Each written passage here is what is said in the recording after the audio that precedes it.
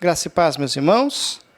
Que você tenha um excelente domingo na presença do Senhor. É tão bom quando nós acordamos, quando nós podemos já pensar nas coisas de Deus, já meditar na palavra de Deus. E nesse tempo é um tempo que nós temos em especial, um tempo separado, um tempo reservado, para estudarmos um pouquinho da palavra de Deus, para estudarmos um pouquinho a respeito das coisas do reino de Deus. Lembra, nós estamos estudando a carta de Tiago, nós estamos trabalhando com os textos de Tiago, com aquilo que Tiago tem a dizer à igreja, aquilo que Tiago tem falado à igreja. Eu tenho dito em todas essas aulas que Tiago é 100% prático. Se tem alguém que é prático, esse alguém é Tiago, e ele mostra realmente o cristianismo como deve ser, sem teorias, sem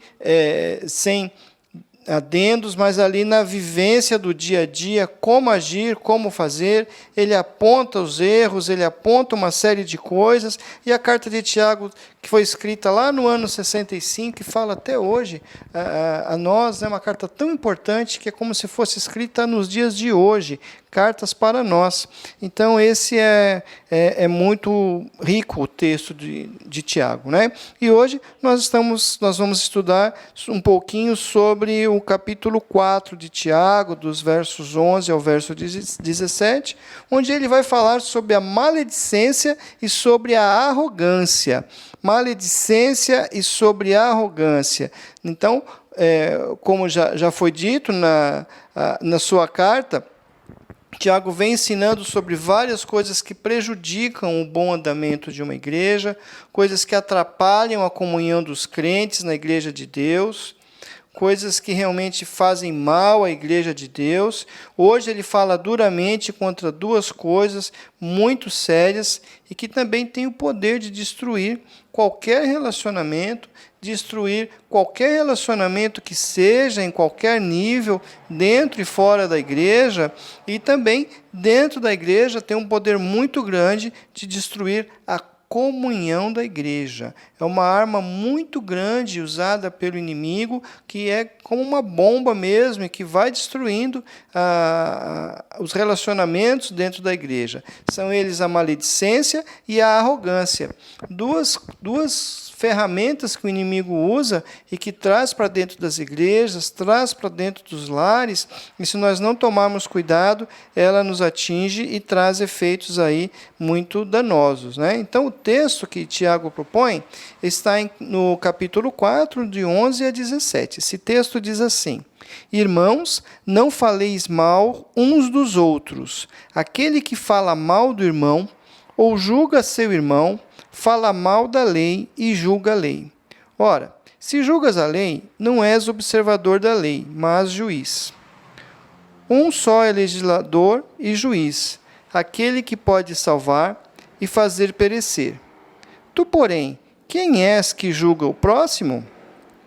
Atendei agora, vós que dizeis, hoje ou amanhã iremos para a cidade tal, e lá passaremos um ano, e negociaremos e teremos lucros. Vós não sabeis o que sucederá amanhã. Que é a vossa vida? Sois apenas como neblina, que aparece por um instante e logo se dissipa. Em vez disso, devias dizer: se o Senhor quiser, não só viveremos, como também faremos isto ou aquilo.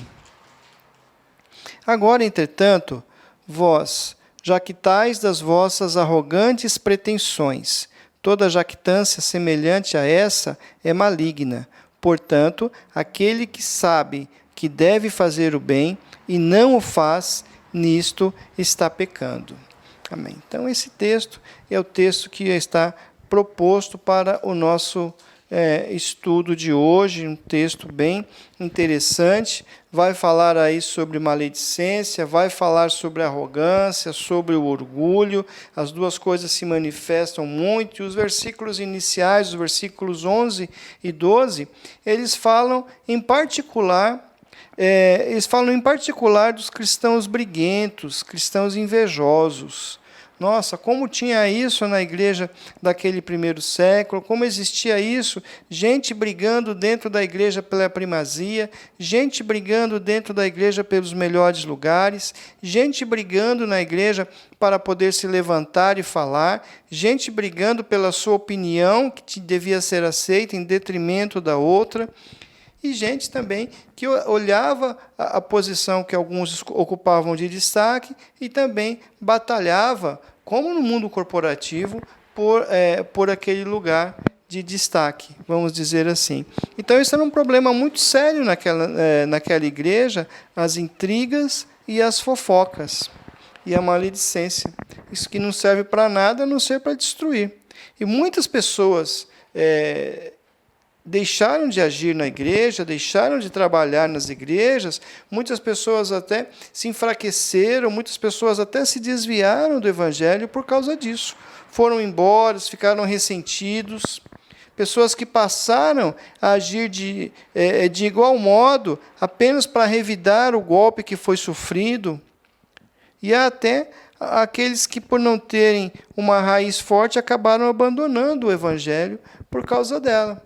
Olha o mal que isso traz para nós. Então, nós devemos tomar muito cuidado, vigiar os nossos corações, policiarmos uns aos outros, as nossas falas, a maneira como nos expressamos, a maneira como nós vemos o próximo, para que essas coisas não entrem, primeiramente, no nosso coração, e depois na comunhão, na igreja mesmo. Porque essas coisas, tudo começa no nosso coração e vai crescendo, vai se aninhando, vai se alojando e vai se proliferando até o ponto que acabamos perdendo a visão correta das coisas e a pessoa começa, então, a agir de uma forma errônea, de uma forma como no mundo mesmo. Então, precisamos tomar muito cuidado com isso. A maledicência é uma praga. Ela é uma praga, ela é um vírus que penetra dentro da igreja e ela é capaz de paralisar o corpo. Paralisa todo o corpo, pouco a pouco. Vamos pensar na igreja como um corpo. E aquele corpo infectado, ele vai ficando paralisado, vai ficando duro, vai ficando complicado, e aí as coisas vão paralisando. Muitas pessoas que trabalhavam nas igrejas, muitas pessoas que faziam muitas coisas com alegria, com ânimo, com vitalidade, com força, deixaram de trabalhar, deixaram de se esforçar, deixaram de fazer o seu melhor, justamente por isso, justamente porque em algum momento foram vítimas de um comentário, de uma fofoca, de uma maledicência. E geralmente isso é provocado pelo ciúme, é provocado pela inveja, pelo sentimento de rivalidade, ou simplesmente por atitudes e ações não pensadas, atitudes e ações que não foram refletidas.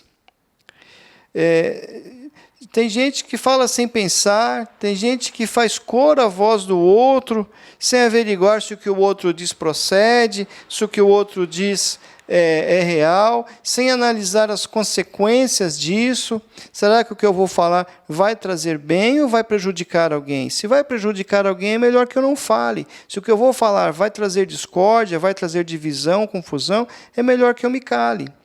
Então, muitas situações poderiam ser evitadas se usadas a análise antes de agir, antes do proceder. E isso que Tiago está ensinando. O que estava acontecendo naquela igreja é que as pessoas falavam mal umas das outras com a intenção de prejudicar o seu nome e de manchar a sua credibilidade. Olha a coisa onde chegou, parecendo no mundo corporativo, em que as pessoas querem puxar o tapete umas das outras. E isso acontecia lá, chegou a esse ponto de acontecer isso, manchar a credibilidade de alguém, para que aquela pessoa não tivesse mais voz, não tivesse mais poder de influência, então essa pessoa assumir o lugar dela. Isso não é igreja. Isso não é o reino de Deus. Não é isso que a palavra de Deus ensina em sua palavra. Então nós devemos ficar bem atentos para não agirmos assim, para não agirmos dessa maneira e não deixarmos nos influenciar por esses pensamentos e por essas ideias e suspeitas que às vezes se levantam no nosso meio, não é? Então nós não devemos falar mal dos outros e nem levantar suspeitas sem prova de alguém. E isso quebra, esse tipo de situação é muito séria, porque ela quebra todo o ciclo de confiança entre os irmãos, causa muita confusão, causa feridas que muitas vezes são irreparáveis, e isso cria aquilo que nós chamamos de ciclo da ferida. Eu vou ferir porque eu fui ferido. Eu vou machucá-lo porque eu fui machucado. Eu vou tratar mal porque eu fui maltratado. E assim aquilo vai contaminando, e quando se vê, todos estão agindo da mesma forma, todos estão agindo de uma forma ruim, e as pessoas começam então a se sabotarem, começam então a se boicotarem, e nós precisamos romper essa tradição. Então, e precisamos vigiar para que isso não aconteça, para que isso não entre em nosso meio, porque uma vez instalado isso, não é fácil tirar isso, não é fácil conquistar a confiança de alguém, mas para se perder a confiança é muito fácil. Então, nós temos que tomar muito cuidado com o que nós falamos, com o que nós pensamos e como nós agimos, principalmente. Então, o ensino do Tiago é que quem age assim está julgando o seu irmão. E se é capaz de julgar, é porque essa pessoa está acima da lei, e se alguém está acima da lei, logo a lei não serve para essa pessoa. Portanto, ela é falha. E aí nós temos que tomar cuidado com isso, né? Porque se os mandamentos de Deus são falhos, então nós estamos dizendo que Deus é falho, ou que Deus erra, ou que Deus se engana, ou que somos superiores a Deus. Olha a coisa como ela é mais profunda, ela é muito maior e muito mais séria do que se parece, não é? Então, esse é a questão, né? Mas a que lei é essa que Tiago fala no texto? Que lei é essa que Tiago apresenta aqui no texto, no versículo 11, né? Quando ele fala da lei? Que lei é essa que ele tanto fala? Essa lei que ele se refere aqui é a lei do amor. Toda a lei se resume nesse mandamento, de amar ao próximo. Levíticos 19, 18 diz isso: amarás ao teu próximo como a ti mesmo, o maior mandamento. João, capítulo 15, versículo 12, Jesus diz: o meu mandamento é este, que vos ameis uns aos outros, assim como eu vos amei. Em momento nenhum na trajetória de Jesus eu vejo o registro dele falando mal de alguém. Em momento algum, na história de Jesus, aparece ele fazendo um grupinho contra outra pessoa. Em momento algum, aparece Jesus visualizando e tentando trazer para si a posição de outra pessoa. Então Jesus diz: amemos uns aos outros assim como eu vos amei. Então o nosso dever de cristãos é esse, é copiar o exemplo de Cristo, buscar o exemplo de Cristo. Essas coisas só são superadas com o amor vindo de Cristo. E no versículo 12, ele faz uma pergunta. A pergunta que ele faz: quem és tu para julgar? Essa pergunta indica a condenação caluniosa, que é o julgamento por detrás. A censura sem dar oportunidade de defesa e explicação. Isso é calúnia, isso é difamação. É covardia e reflete a obra de Satanás, que veio para roubar, matar e destruir. Olha o perigo. Então, quando nós agimos dessa forma, ao agir dessa forma, a pessoa está disseminando a obra do inimigo. Matar, roubar e destruir, que é o produto da maledicência, que é o produto da arrogância de querer se impor acima da lei de Deus. Então, nós podemos e até devemos, sim, avaliar as atitudes de um irmão e trabalhar para ajudá-lo a corrigir os seus erros. E é natural queremos ajudar uma pessoa e ajudá-la a corrigir seus erros, suas falhas, desde que hajam critérios que visem realmente restaurar e ajudar a pessoa. Versículos 13 ao versículo 16, eles falam do pecado da arrogância, da presunção que é pensar muito a respeito de si mesmo. Versículo: atendei agora, vós que dizeis, hoje ou amanhã iremos para a cidade tal, e lá passaremos um ano, e negociaremos, e teremos lucros. Vós não sabeis o que sucederá amanhã, que é a nossa vida, a vossa vida. Sois apenas como neblina, que aparece por um instante e logo se dissipa. Em vez disso, devias dizer: se o Senhor quiser, não só viveremos, como também faremos isto ou aquilo. Agora, entretanto, vos jactais ou vos orgulhais nas vossas arrogantes pretensões.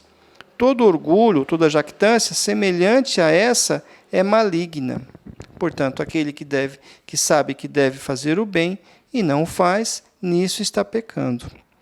Então, esses versículos, esses últimos versículos, eles falam justamente desse pecado da arrogância, da presunção, de pensar muito a respeito de si, a pensar que eu sou grande, que eu sou bom, essas coisas. E está muito relacionado com o pecado da difamação, porque quem pensa muito de si mesmo, quem eleva muito o seu conceito e se coloca numa posição bem acima, se considera superior ao próximo e apto, então, para julgar e para difamar.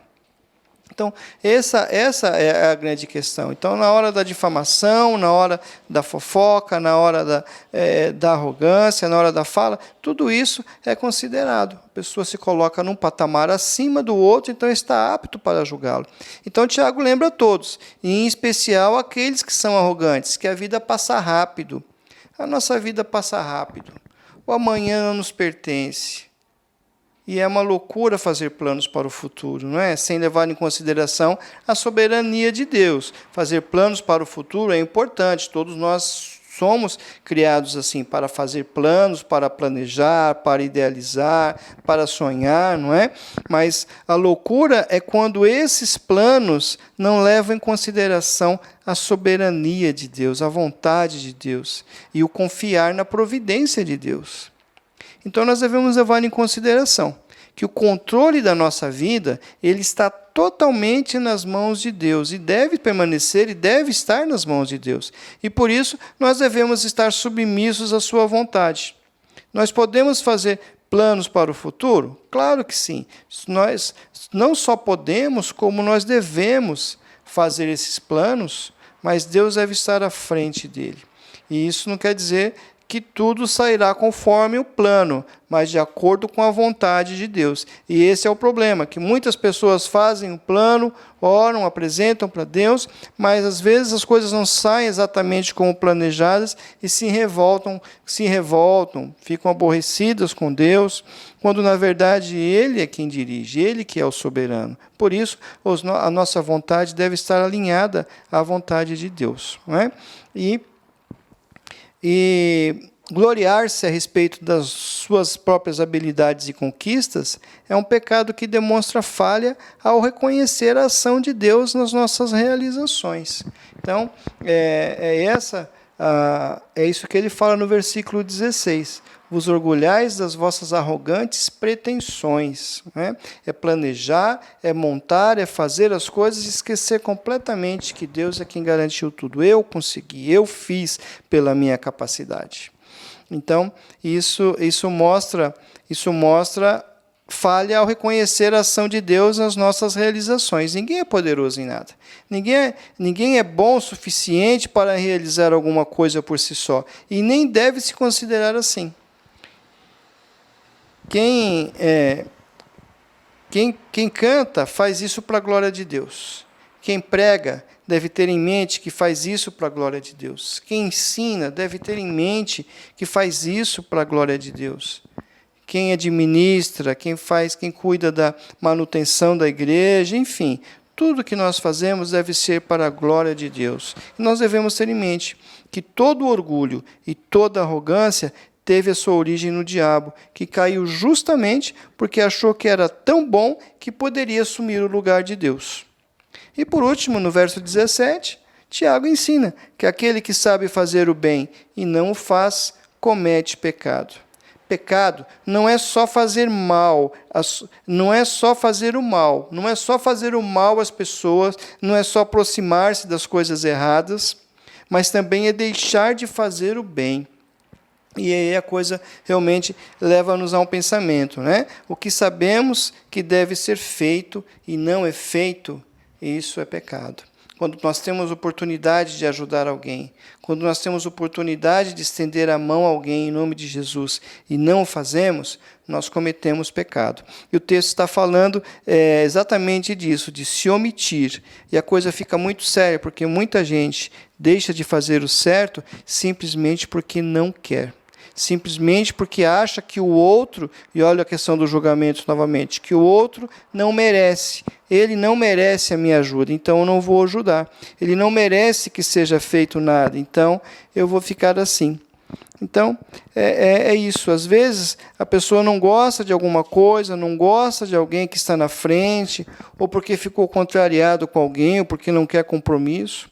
Então, muita gente deixa de participar na igreja, deixa de entregar o seu dízimo, deixa de atuar, deixa de pegar um cargo, porque não gostou da mensagem, porque não gostou da forma como estão sendo gastos os recursos, porque não gostou da maneira como alguém se apresentou na frente, ou porque a mensagem tocou ali na ferida. Enfim, nós precisamos refletir em muitas coisas. Olha como Tiago ele é profundo. Quantos temas nós abordamos aqui nesses poucos minutos, nessa pequena abordagem, quantos temas, quantas coisas Tiago fala. E isso foi apenas alguns versículos de um texto. Imagina uma leitura bem sistemática, versículo por versículo de todo o livro, né? Então, vamos parar por aqui, fique pensando, pense nessas coisas, pense nas nossas atitudes. Nós devemos fazer o bem, o que é correto por causa do nosso relacionamento com Deus. Fazer o bem por amor a Ele e por amor ao próximo. Quem faz o bem agrada a Deus, porque é submisso à sua vontade. Pense nisso, que Deus abençoe o seu dia e que você realmente tenha atitudes corretas e queira ter atitudes corretas diante de Deus. Que Deus o abençoe. Vamos orar nesse momento? Pai querido, nós te louvamos e te agradecemos, ó Deus, por esse momento de aula, Senhor. Um momento rápido, ó Deus, mas um momento tão profundo, Senhor Deus, em que nós gostaríamos de poder aprofundar mais sobre essas questões, ó Deus, mas a dinâmica, o tempo, o momento não nos permite, ó Pai. Mas eu quero pedir ao Senhor que esteja falando aos nossos corações e que nós possamos ser melhores, que nós possamos querer fazer o bem, ó Deus, que nós possamos ter em mente aquilo que a Tua palavra diz. Tira de nós toda arrogância, tira de nós toda maledicência, tira de nós, ó Deus, todo o ar de superioridade, ó Deus, e que nós possamos amar assim como o Senhor quer, assim como o Senhor nos ensinou. Nós te agradecemos e pedimos a Tua direção e a Tua bênção durante esse dia, no nome de Jesus. Amém. Que Deus abençoe o seu domingo, que você tenha um domingo excelente na presença do Senhor.